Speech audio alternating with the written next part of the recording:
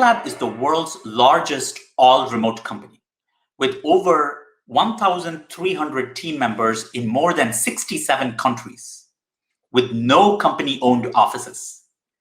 Darren and his team have literally written the book on building a remote-first company.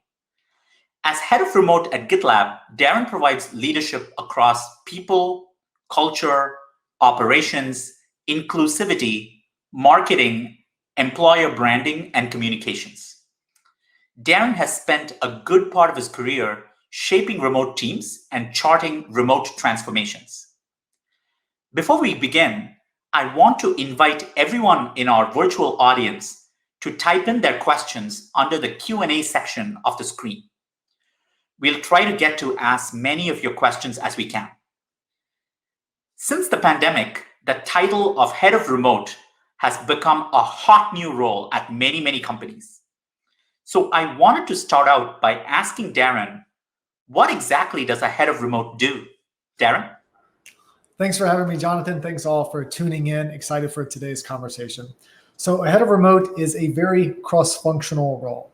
In a remote company, the usual things that you do, from finance to legal to engineering, they're all done a little bit differently. And you really have to think inclusively about having people in 65 or more countries. So everything that you would do operationally, you have to consider putting yourself in the shoes of someone in a different time zone, on a different geography, and there's a lot of tax and infrastructure implications that go along with that.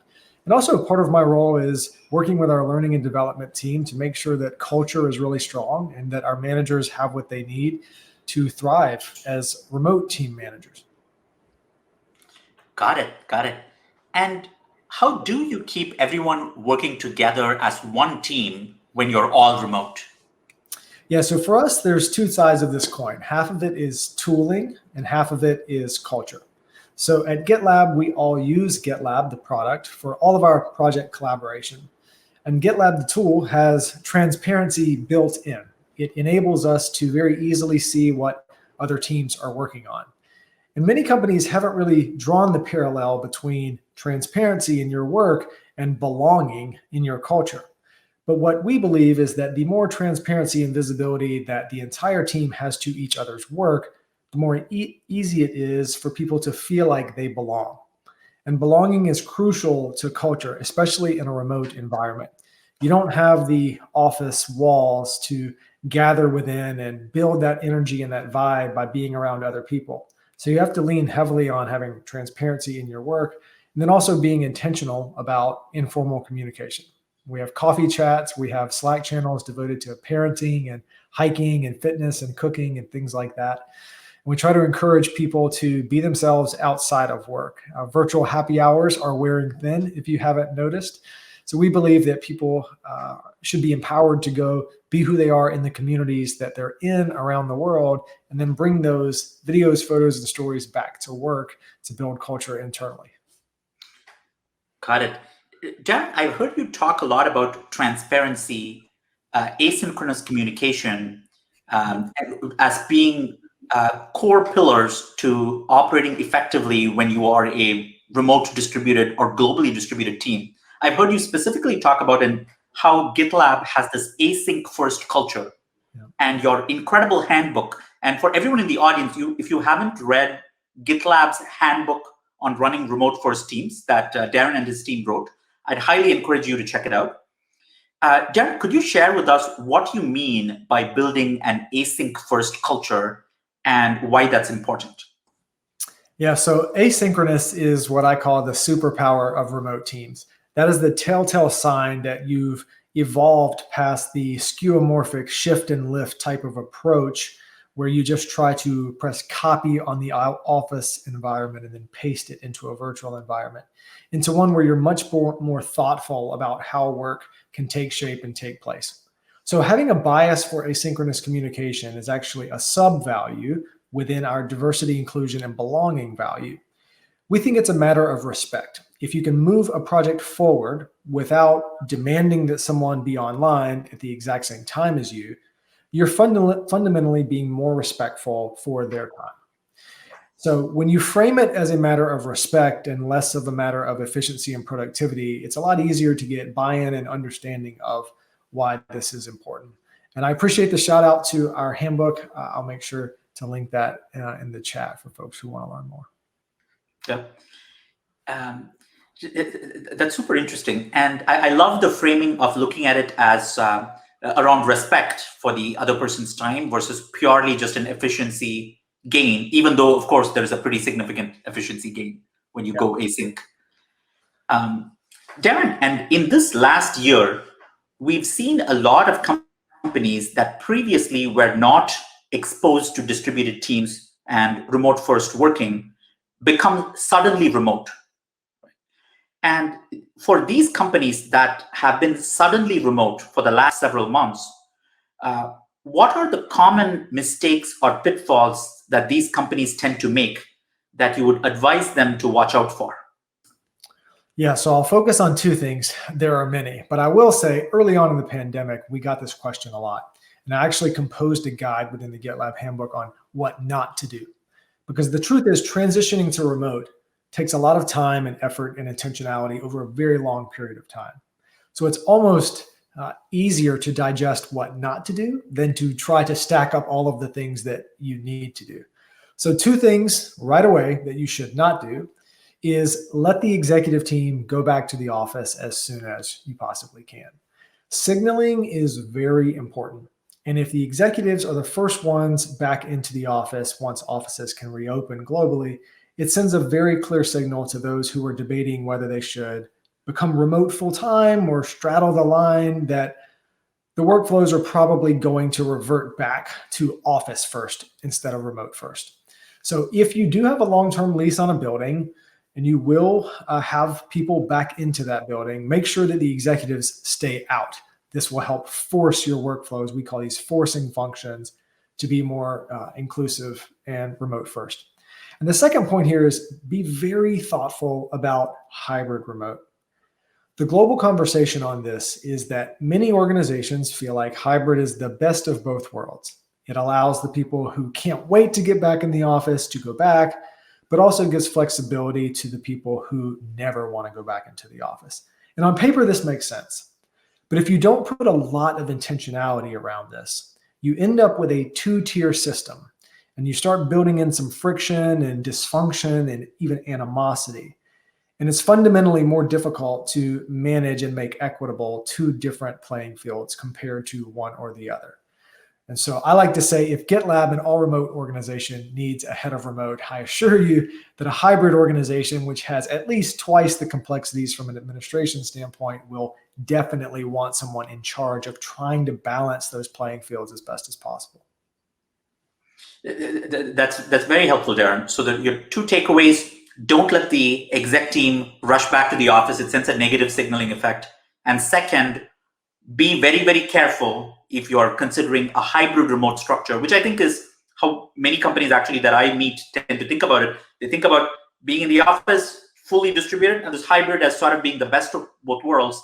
And you're making the point that if done poorly, it could be a minefield wrought with a two-tier system where there's sort of this second-class citizens of the team who are maybe not in the office.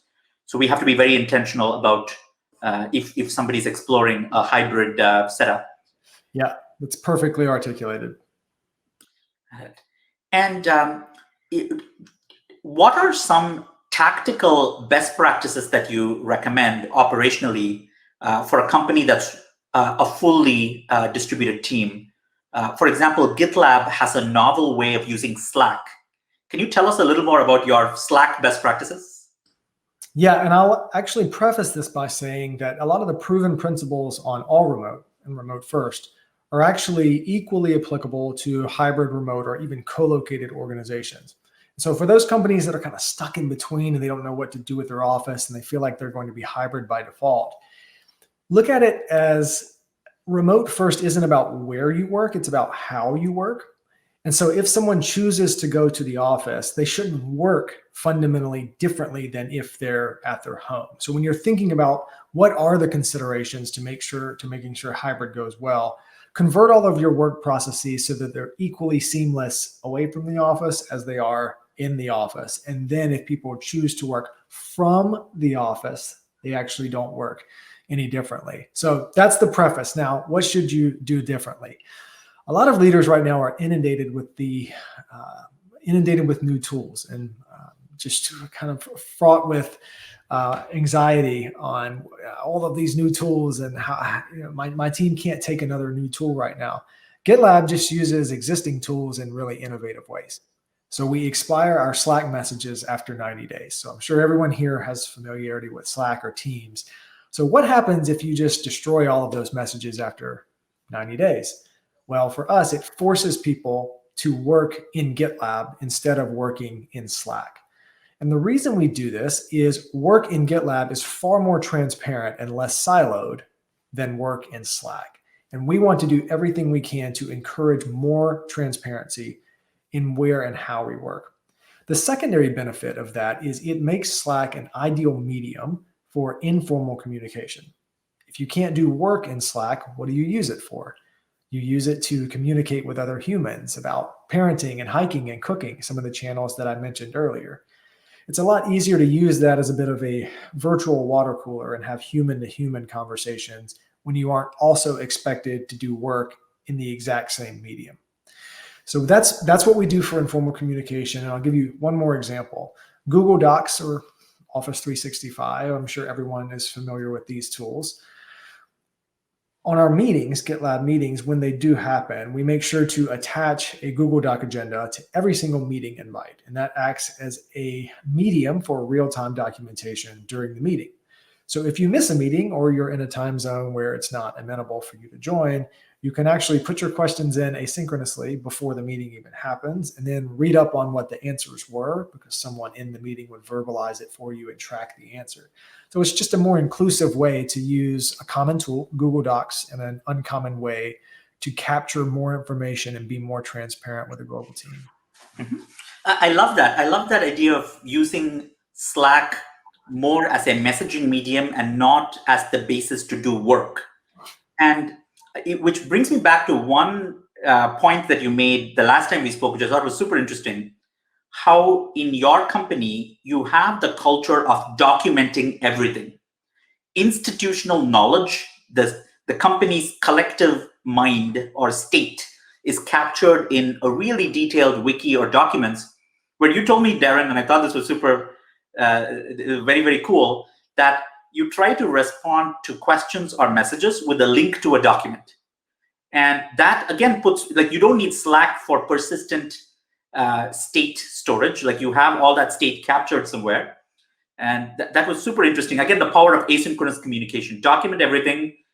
There's probably in engineering speak, there's probably a cache hit rate of 90% for most questions that come up. And you just want to make sure you capture it. It's just a lot more efficient that way. Yeah, documentation is vital. And I've met a lot of leaders over the last year who will come back at that and say, well, it's inefficient to write things down. It slows me down. But I challenge you to change your time scale. If you're thinking about work in 30-minute chunks, then pausing to write something down will definitely make the next 30 minutes of your life go slower. But if you think of the timescales as a week or a month or a year, more like project-based timescales, writing things down now, going slow, enables you to go really fast later on. That is how you scale knowledge and scale documentation. And it makes your day more efficient when you don't have to answer things over and over and over if you answered it once and then you're able to share the link around. So it's not rocket science, but it really does require a rigor around that from a cultural standpoint. And at GitLab, we like to say, if it's not in the handbook, it doesn't exist. And we're serious about that. We try very hard to make sure that we ask of others the same thing that we would expect from ourselves, which is document, document, document, so that people around the world in whatever time zone they're in have more access to that information.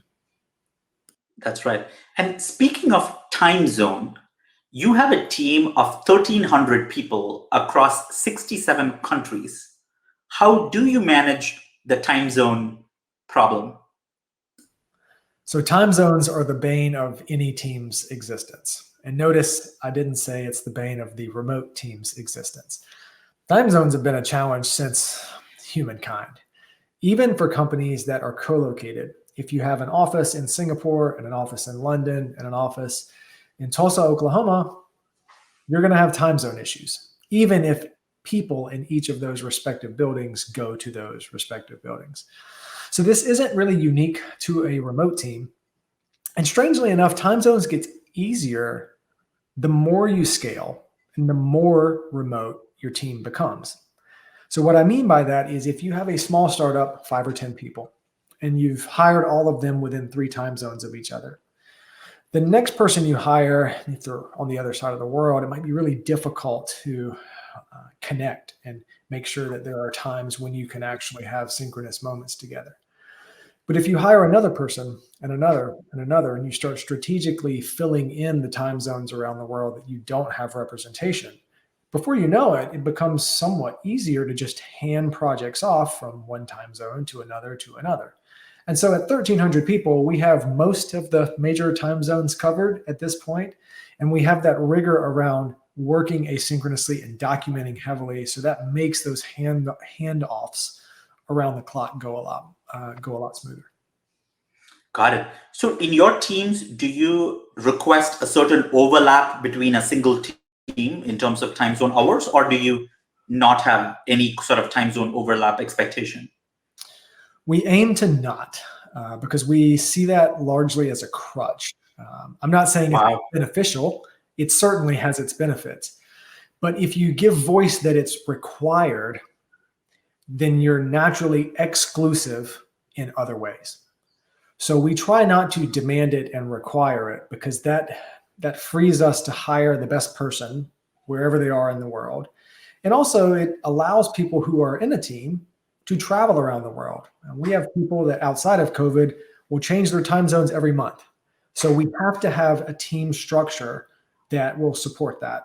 And it makes sure that our work is in a place that can be moved forward no matter where someone is at. I love that. I mean, creating a truly build from anywhere, work from anywhere culture. And it sounds like GitLab really exemplifies that. And it must make GitLab a really popular place to work.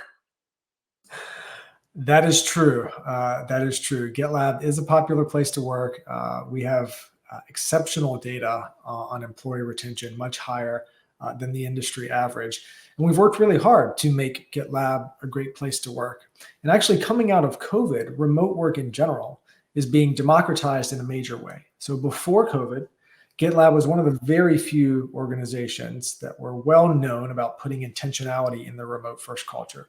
My hope is that coming out of COVID, a lot of other organizations will wake up to this and they will look to GitLab's proven principles and then copy and implement those and build their own really strong, robust remote first culture. Part of the legacy that we hope to leave is to proliferate remote first and all remote. We don't want to be the only game in town for doing this well. We want to make sure all of our partners and our clients also do this well. And we hope that that expands opportunity and it opens people's minds to innovation really can happen anywhere outside of the geography that you're familiar with. Mm-hmm.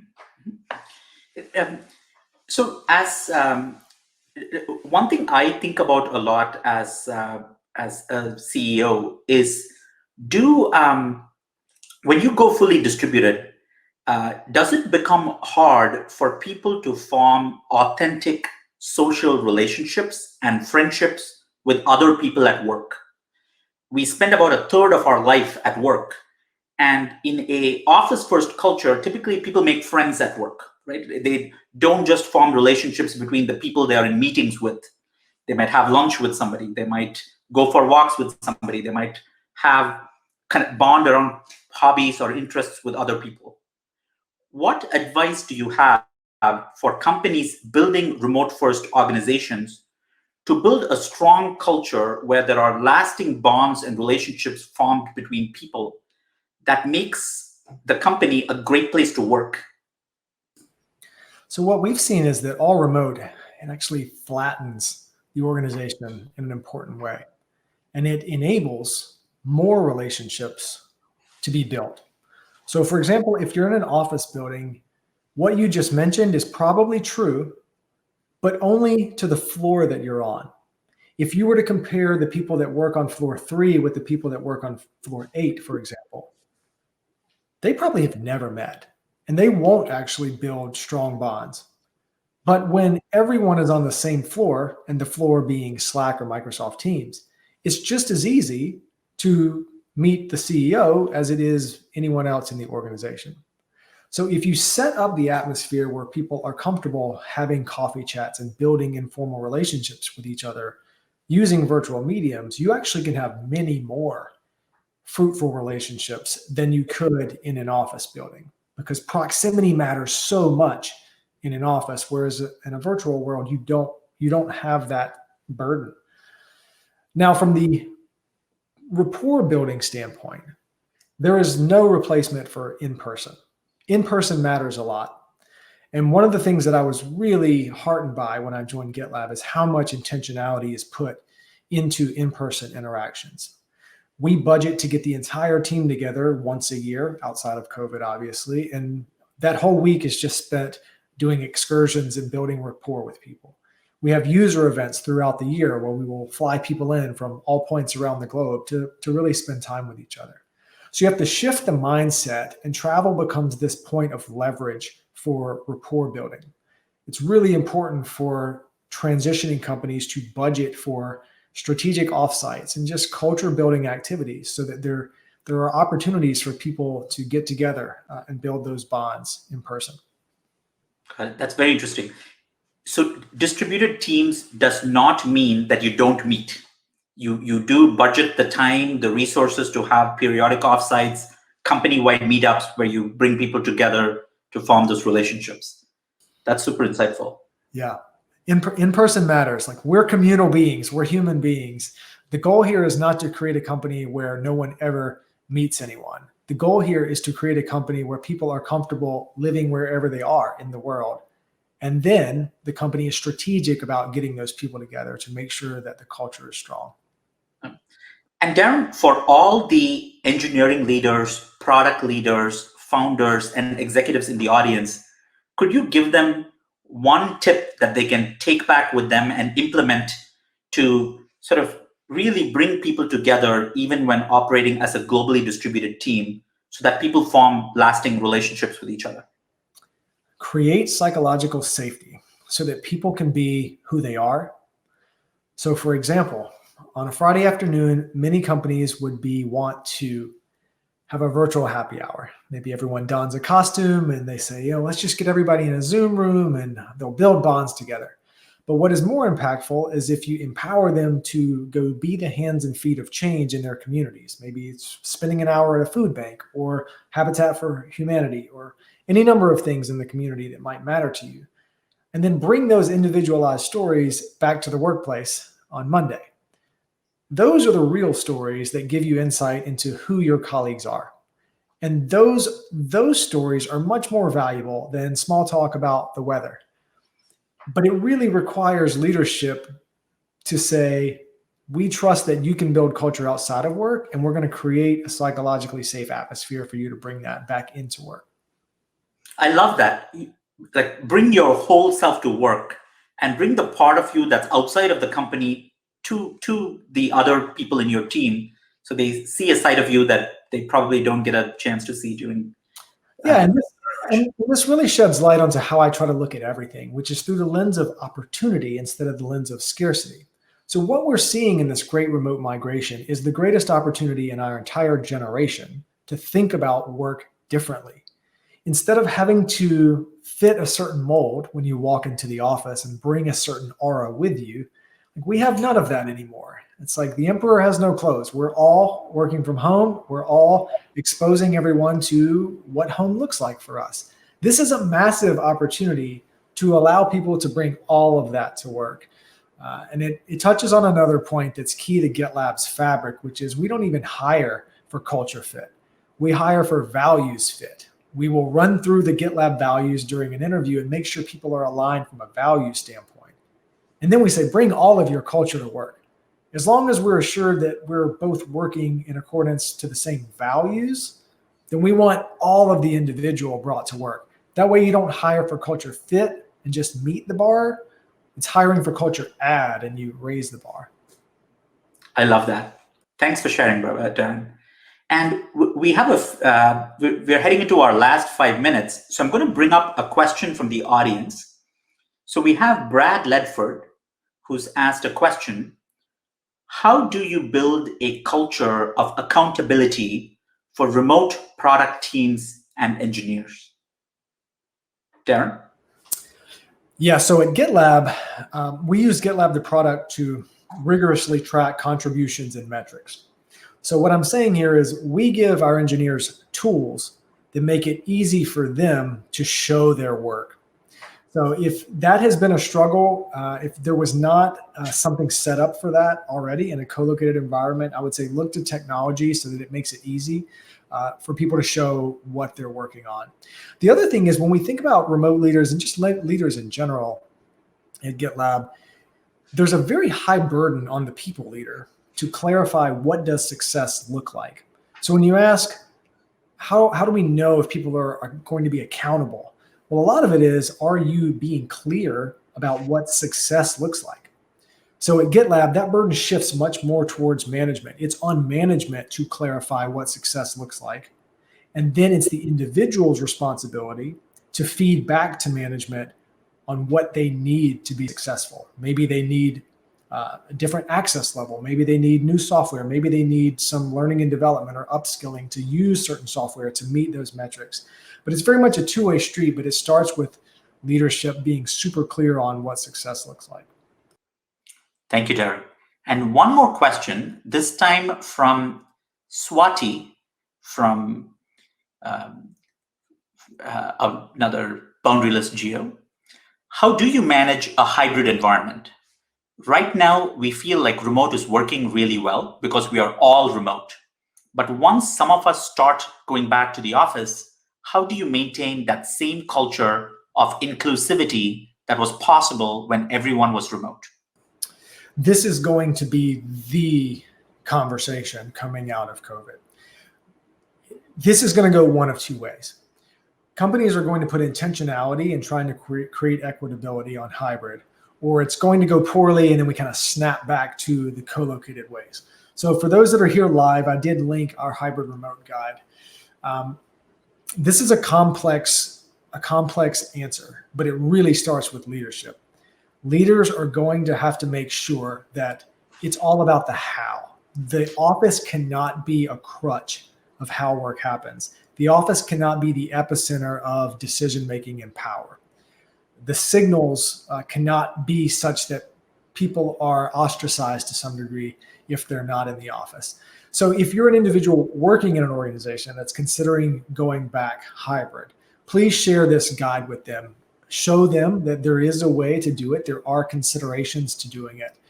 But I would also advise that if you see it going in a different direction, if you see leadership not fully committing to remote first, there will be a lot more opportunities for companies that do embrace remote first.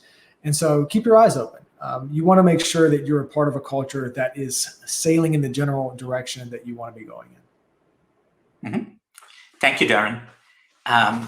And we are at time, and Darren shared with us a lot of useful knowledge and practical tips to build a successful remote-first company. I'd ask everyone in the audience, if you saw something interesting, do tweet your key takeaways from this panel, #Boundaryless, and we'll be giving away Turing hoodies to some of the best summaries that we see, which would be super fun. Thank you, Darren, for taking the time to join us. We're excited to build boundaryless teams, taking a lot of these lessons from GitLab and other companies that are pushing the world of distributed teams forward. And tools like GitLab are, like, I can't understate like how good some of these tools have gotten that just make running distributed teams of engineers so easy. And thank you for the great work that you do. Absolutely. Thanks, Jonathan. Thanks all for being gracious with your time and joining today. If we didn't get to your question, feel free to reach out. I'm at Darren Murph on Twitter, and we'll take it from there. Thanks all.